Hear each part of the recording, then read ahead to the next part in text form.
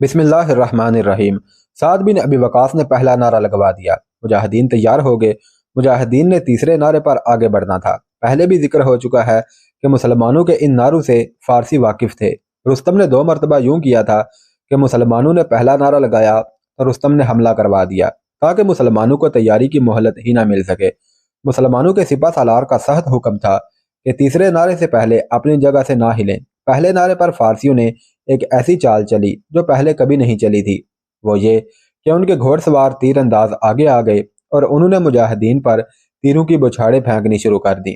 اس سے رستم کا یقیناً مقصد یہ تھا کہ مسلمانوں کی ترتیب خراب ہو جائے اور وہ آگے بڑھنے کی بجائے پیچھے ہٹنا شروع کر دیں اور دل جمی سے مقابلہ نہ کر سکیں۔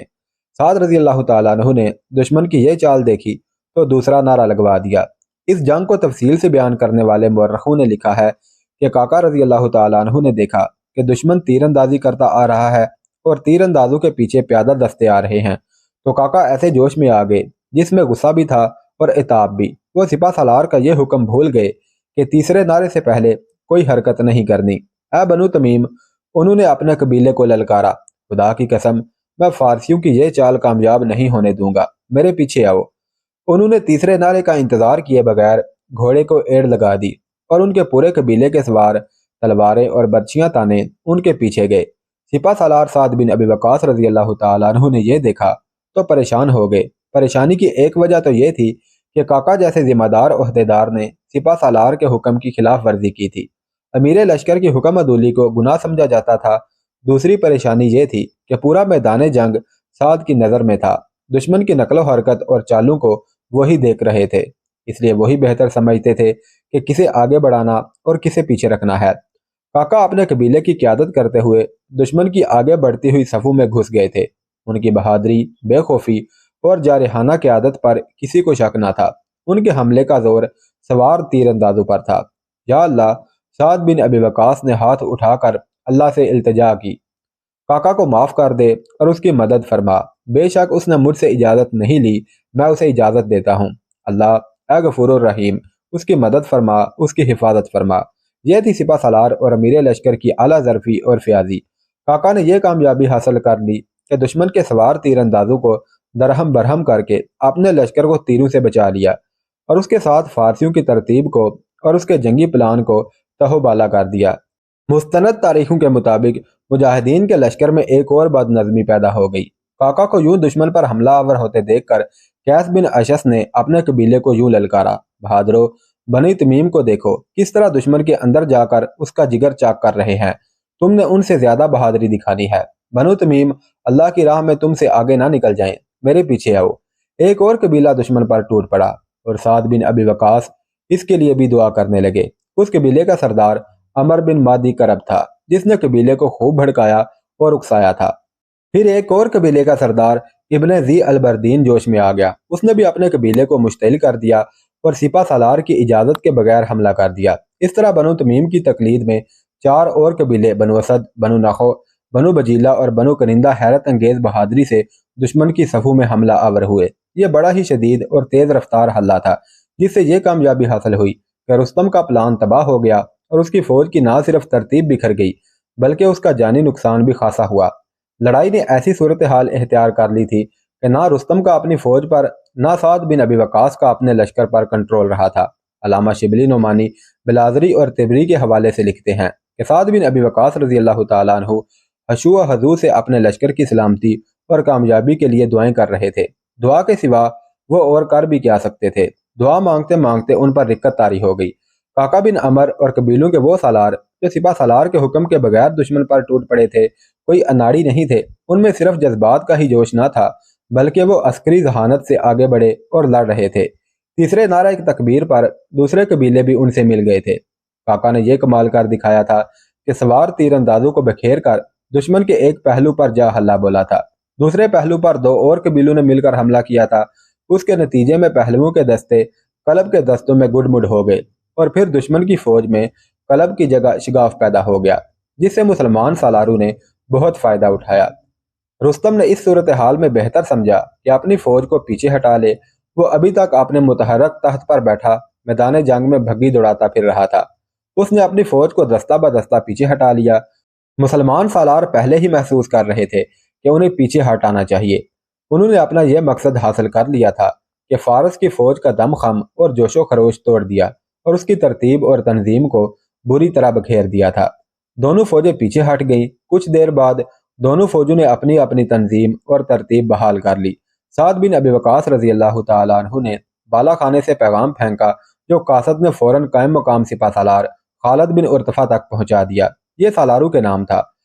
خالد بن ارطفا نے پیغام اپنے لشکر کو سنایا، اللہ تم سب کو معاف کرے، تم نے دوسرے اور تیسرے نعرہ تکبیر کا انتظار نہ کیا، اللہ تمہارے جوش و جذبے کو قبول کرے، لیکن میدان جنگ کے نظم و نسق اور تنظیم کو نہ توڑو، اللہ نے تمہیں معاف کر دیا ہے، جس کا ثبوت یہ ہے کہ تم دشمن پر غالب رہے۔ اب تیسرے نعرے کا انتظار کرنا، اور اب دشمن پہلے کی طرح ہلہ بولے تو تمہارا زور اور دباؤ دشمن کے پہلوؤں پر ہو۔ مجھے اطلاع ملی ہے کہ رستم نے اپنے پہلوؤں پر اپنے دو سب سے زیادہ قابل اور بہادر جرنیل رکھے ہیں، ایک کا نام فیروزان ہے اور دوسرے کا نام رمضان ہے۔ خالد بن ارطفا یہ پیغام بمشکل سنا ہی پائے تھے کہ افق سے بڑا ہی گرد و غبار اٹھا جو میدان جنگ کی طرف بڑھتا اور ہر طرف پھیلتا چلا گیا۔ میدان جنگ کی فضا میں ہوا بالکل بند ہو گئی تھی۔ یہ طوفان سے پہلے کی خاموشی تھی۔ بڑا ہی خوفناک طوفان آ رہا تھا۔ اللہ کی مدد آ رہی ہے، کسی مجاہد یا سالار نے بڑی ہی بلند آواز سے نعرہ لگایا۔ یہ بڑی ہی تیز و تند آندھی تھی کہ درخت اس کے راستے میں سجدہ ریز ہو رہے تھے۔ اس کی چیخیں اور زناٹے اتنے خوفناک تھے کہ گھوڑے بدکنے لگے، گرد اتنی کہ آنکھیں نہیں کھلتی تھی۔ وہ علاقہ تو سرسبز تھا لیکن یہ آندھی صحرا کی طرف سے آ رہی تھی، اس لیے اس میں ریت بہت زیادہ تھی۔ یہ ریت آنکھوں میں پڑتی تھی۔ سعد بن ابی وقاص رضی اللہ تعالیٰ عنہ نے پیغام لکھوایا نہیں بلکہ بالا خانے کے نیچے کھڑے ایک قاصد سے کہا کہ خالد بن ارطفا سے کہو کہ آندھی کو اللہ کی طرف سے کمک اور مدد سمجھو، دیکھو کہ آندھی کا رخ تمہارے حق میں اور دشمن کے خلاف ہے، اللہ کا نام لو اور دشمن کے پہلوؤں پر ہلہ بول دو۔ تاریخ نویسوں نے اس آندھی کا ذکر کرتے ہوئے لکھا ہے کہ رستم کا محل نما خیمہ اس طرح اڑا کہ پورے کا پورا دریائے عتیق میں جا پڑا۔ یہاں یہ بات قابل ذکر ہے کہ رستم کے تمام ہاتھی اسی دریا میں ڈوبے تھے اور اس کا خیمہ جو کپڑے کا وسیع و عریض محل تھا اڑ کر اسی دریا میں جا پڑا۔ اس کے اندر جو بیش قیمت اشیاء اور فرنیچر وغیرہ تھا وہ سب کچھ دریا کی نظر ہو گیا۔ مسلمانوں نے اپنے سپہ سالار کا حکم ملتے ہی فارسیوں پر حملہ کر دیا۔ اگر دونوں فوجوں کی تعداد اور جنگی ساز و سامان دیکھا جاتا تو یہ حملہ ایسے ہی تھا جیسے ایک بلی نے ہاتھی پر حملہ کر دیا ہو۔ مسلمانوں کا زیادہ تر زور فارسیوں کے پہلوؤں پر تھا۔ فارسیوں کو توقع نہیں تھی کہ مسلمان اتنی خوفناک آندھی میں بھی حملہ کر دیں گے۔ وہ ذہنی طور پر اس کے لیے تیار نہیں تھے۔ آندھی کا رخ انہی کی طرف تھا، ریت اور مٹی ان کی آنکھوں میں پڑ رہی تھی، لیکن یہ رکاوٹ صرف ان کے لیے نہیں تھی۔ لڑائی کے دوران پینترے بدلتے ہوئے اور آگے پیچھے دائیں بائیں ہوتے اور ہٹتے مسلمانوں کے منہ بھی آندھی کے رخ میں آ جاتے تھے اور ریت ان کی آنکھوں میں بھی پڑتی تھی۔ اس لحاظ سے آندھی دونوں فریقوں کے لیے رکاوٹ تھی۔ فرق صرف یہ تھا کہ فارسی تنخواہ کے لیے یا اپنے جرنیلوں کی خوشنودی حاصل کر کے انعام و اکرام اور حسین لڑکیوں کے لالچ کے لیے لڑتے تھے، اور اس کے برعکس مسلمانوں کو صرف اللہ تعالیٰ کی خوشنودی مطلوب تھی۔ پھر ایک فرق یہ تھا کہ فارسی آندھی کو قدرتی آفت سمجھتے تھے لیکن مسلمانوں نے اس آندھی کو اللہ تعالیٰ کی نعمت اور غیبی مدد سمجھا۔ ایک بار پھر میدان جنگ کی صورتحال ایسی ہو گئی تھی کہ ادھر رستم کو اور ادھر سعد بن ابی وقاص رضی اللہ تعالیٰ عنہ کو پتہ ہی نہیں چل رہا تھا کہ کیا ہو رہا ہے اور کون کس پر غالب آ رہا ہے۔ البتہ رستم یہ محسوس کر رہا تھا کہ اس کے دائیں اور بائیں پہلو گڈ مڈ ہو گئے ہیں اور فوج کی کوئی ترتیب نہیں رہی۔ رستم کے پاس ایک طاقت ایسی تھی جس پر مسلمانوں کے جوش و جذبے کا کچھ اثر نہیں ہو رہا تھا، اور یہ طاقت مسلمانوں کو نقصان پہنچا رہی تھی۔ یہ وہ خاص دستہ تھا جو یزد گرد نے کمک کے طور پر رستم کو بھیجا تھا۔ اس کا ہر سوار زیرہ پوش تھا۔ مجاہدین کی تلواریں زیرہ پر پڑتی تھیں تو بیکار اچھل کر واپس آ جاتی تھی۔ کسی قبیلے کے دو سرداروں نے دیکھا تو انہوں نے مجاہدین کو بتایا کہ وہ غلط طریقہ استعمال کر رہے ہیں۔ ان میں سے ایک سردار نے ایک زیرہ پوش سوار کی ناف کے نیچے برچھی ماری تو برچھی سوار کی کمر سے بھی پار ہو گئی۔ تمہیں معلوم نہیں، اس سردار نے مجاہدین سے کہا، یہ زیرہ ناف تک ہی ہے، یہ صرف سینے اور پیٹ کا ہی بچاؤ کر سکتی ہے۔ تم اس کی ناف کے نیچے برچھی مارو یا تلوار برچھی کی طرح استعمال کرو۔ اس کے بعد مجاہدین نے یہی طریقہ اختیار کیا اور زیرہ پوش سواروں کو گرانا شروع کر دیا۔ آندھی کی شدت میں کمی آ گئی اور آہستہ آہستہ آندھی کم ہوتی گئی۔ پھر فضا صاف ہونے لگی اور نظر کچھ دور تک کام کرنے لگی۔ تب دیکھا کہ فارسیوں کا خاصا نقصان ہو چکا تھا اور ان کی کوئی ترتیب نہیں رہی تھی۔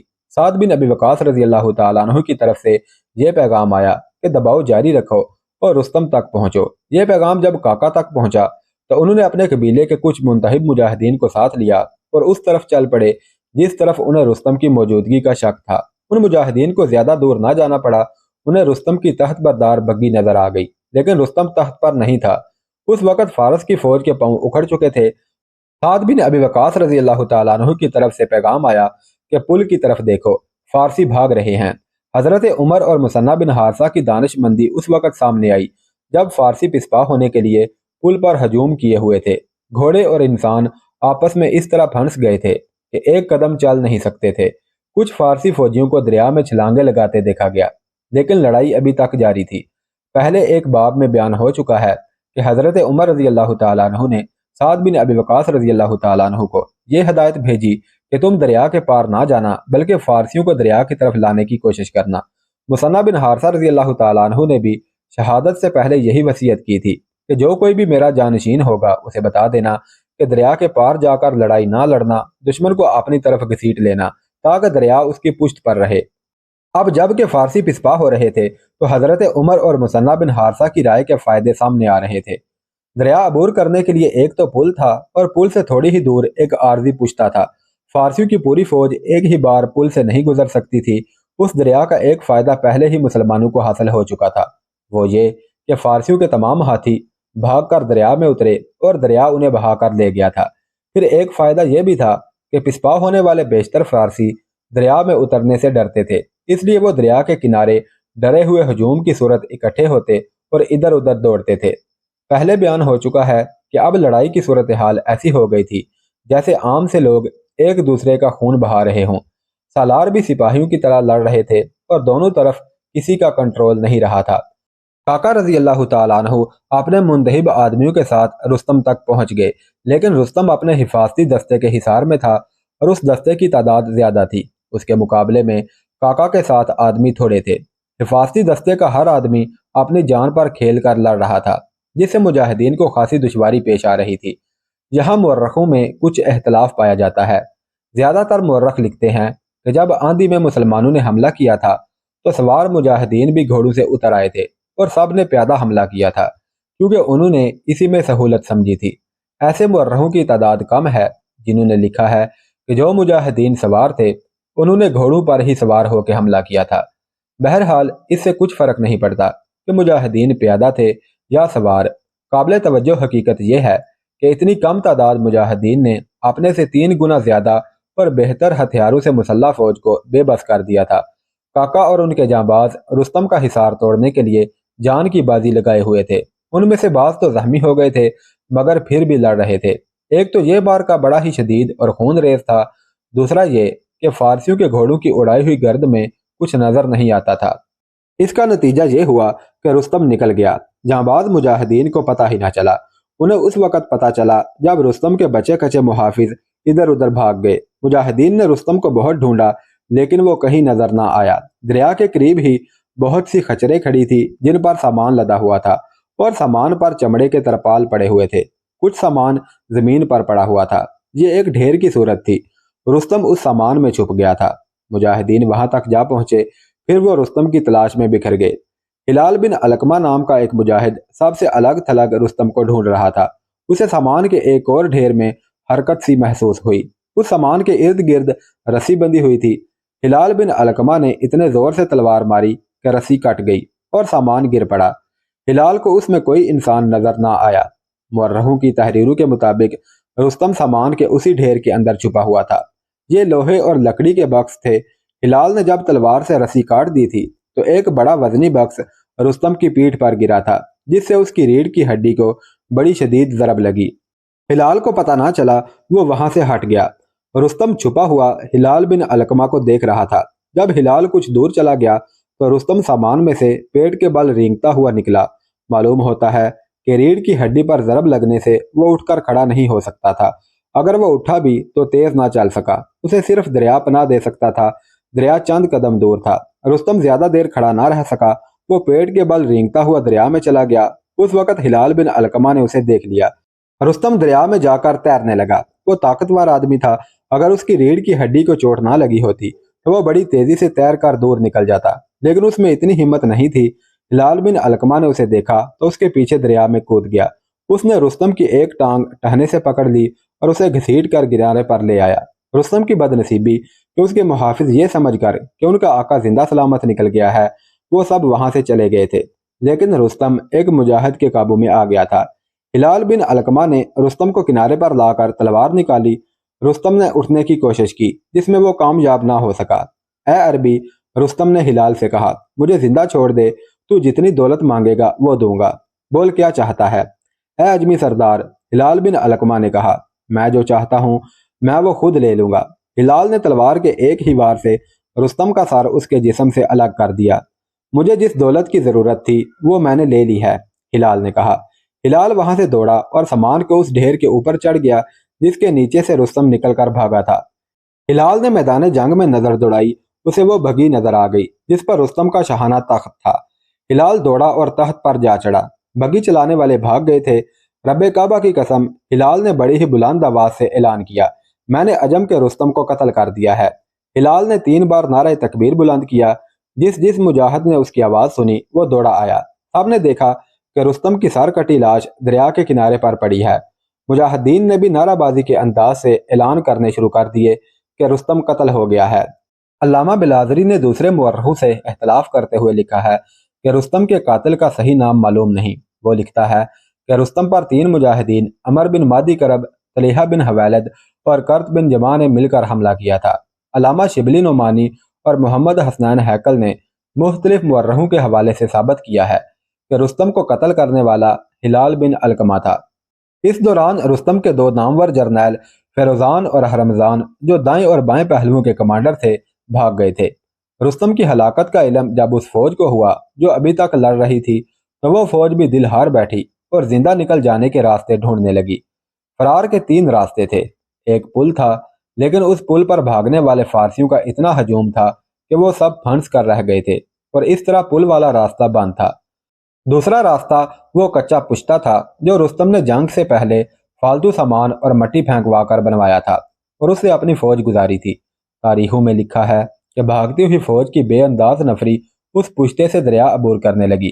कच्चा पुश्ता इतने ज्यादा आदमियों और घोड़ों का बोझ सहार ना सका और बैठ गया। कुछ तो दरिया जोश में था और उसके साथ पुश्ते ने जो पानी रोका हुआ था, यह पानी 30,000 फारसियों को अपने साथ ही बहा कर ले गया। घोड़सवार घोड़ों समेत बह गए। उनमें से कोई भी जिंदा ना निकल सका। जो फारसी पुल पर एक हजूम की सूरत में फंसे हुए थे, उन्होंने अपने साथियों को बहते और डूबते देखा और अपने तआक्कुब में मुसलमानों को आते देखा, तो वो एक दूसरे को धकेलते दबाते आगे को निकल गए। मैदान मुजाहिदीन के हाथ में था। साद बिन अबी वकास रजी अल्लाह तआला अन्हु ने बाला खाने से अपने सालारों को पैगाम भेजा कि फारसियों का तआक्कुब किया जाए ताकि ये लोग कहीं रुक कर दम ना ले सकें और ना कहीं इकट्ठे हो सकें। साद ने पैगाम में लिखा था कि ऐसा हो सकता है कि फारसी और उनके जर्नैल जख्मी शेर की तरह मरने से पहले मुकाबले पर उतर आएं। अगर ऐसा हुआ तो मुजाहिदीन के लिए नुकसानदा साबित हो सकता है, क्योंकि मुजाहिदीन थक कर चूर हो चुके हैं। तआक्कुब में जाने वालों में काका, शराहबील और जोहरा तमीमी पेश पेश थे। उनके कबीलों के मुजाहिदीन उनके साथ थे।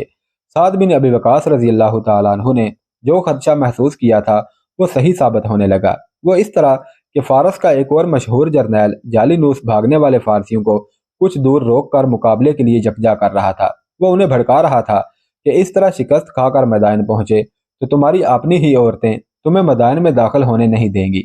उसके फौजी उसके भड़काने से मुतासर होकर मुकाबले के लिए इकट्ठे हो रहे थे। इतने में मुजाहिदीन जा पहुंचे। मुजाहिदीन की तादाद तो बहुत थोड़ी थी, लेकिन फतह ने उनके जिस्मों में नई रूह फूंक दी थी। उनके मुकाबले में फारसी हौसला हार बैठे थे, इसलिए उनकी इतनी ज्यादा तादाद भी थोड़ी और बेकार लगती थी। मुजाहिदीन उन पर टूट पड़े। जोहरा तमीमी ने अपने साथियों को साथ लिया और उस जगह हल्ला बोल दिया जहां जालिनूस अपने आदमियों में घिरा हुआ था। मुजाहिदीन ने ऐसा हल्ला बोला कि जालिनूस के आदमी इधर उधर भाग निकले। अकेले जालिनूस ने मुकाबला किया, लेकिन यह मुकाबला खुदकुशी की कोशिश थी। जोहरा तमीमी ने उसे कत्ल कर दिया। अब तो फारसी फौज का रहा सहा हौसला भी टूट फूट गया और फारसी भागने लगे। कादसिया की जंग खत्म हो चुकी थी। फारस की फौज तकरीबन आधी मारी गई। زخمیوں کی تعداد بے انداز تھی اور جو فوج بچ گئی تھی وہ بھاگ رہی تھی۔ خطرہ یہ تھا کہ بھاگنے والی فوج کو اس کے بچے کچے جرنیل کہیں یکجا نہ کر لیں۔ اسی خدشے کے پیش نظر سعد بن ابی وقاص نے حکم دیا تھا کہ تعاقب کیا جائے۔ پہلے بیان ہو چکا ہے کہ جالینوس مارا گیا، اس کے بعد بھاگنے والے فارسیوں کی یہ حالت ہو گئی تھی جیسے انہیں پتہ ہی نہیں چل رہا تھا کہ اپنی جانیں بچانے کے لیے لڑیں، ہتھیار ڈال دیں یا بھاگ جائیں۔ ان کے جسم مجاہدین کے مقابلے میں زیادہ شال تو نہیں ہوئے تھے، لیکن ان کا جذبہ استقلال ختم ہو چکا تھا اور ان پر ایسی نفسیاتی کیفیت طاری ہو گئی تھی جس نے ان کے جسموں سے جیسے جان ہی نکال دی ہو۔ مجاہدین نے ان کا قتل عام شروع کر دیا، جو فارسی سامنے آتا اسے قتل کر دیتے۔ بعض مورخوں نے یہ بھی لکھا ہے کہ یہاں تک ہوا کہ مجاہدین ایک فارسی کو ہی کہتے کہ اپنے ساتھی کو قتل کر دو اور وہ فوراً اس حکم کی تعمیل کرتا۔ ایسے مناظر بھی دیکھنے میں آئے کہ ایک ایک مجاہد بیسیوں فارسیوں کو مویشیوں کی طرح ہانک کر لا رہا ہے اور فارسی سپاہی سر جھکائے آگے آگے چلے آ رہے ہیں۔ تاریخ میں ایک عربی خاتون ام کثیر کا بیان لفظ بلفظ محفوظ ہے۔ ام کثیر ایک مجاہد حمام بن حارث کی بیوی تھی۔ اس نے کہا کہ اپنے خامدوں کے ساتھ ہم بھی قادسیہ کی جنگ میں شریک تھیں۔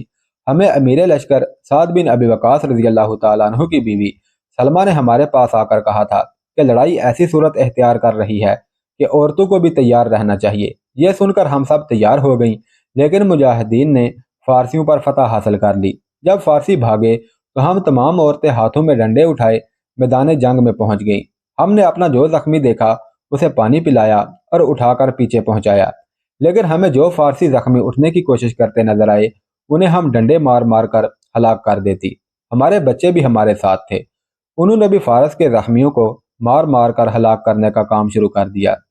اس آخری روز کی جنگ میں 6000 مسلمان شہید ہوئے۔ اس سے پہلے قادسیہ کی جنگ میں 2500 مسلمان شہید ہو چکے تھے۔ شہیدوں کی تعداد خاصی زیادہ لگتی ہے، لیکن فارس کے جانی نقصان کو دیکھا جائے تو شہیدوں کی تعداد کچھ بھی نہیں لگتی۔ میدان جنگ میں جو فارسی مارے گئے ان کی تعداد کا تو کوئی حساب ہی نہ تھا۔ یہ دیکھیں کہ پشتے سے دریا پار کرتے ہوئے 30,000 فارسی پشتہ بیٹھ جانے سے دریا میں ہی غرق ہو گئے تھے۔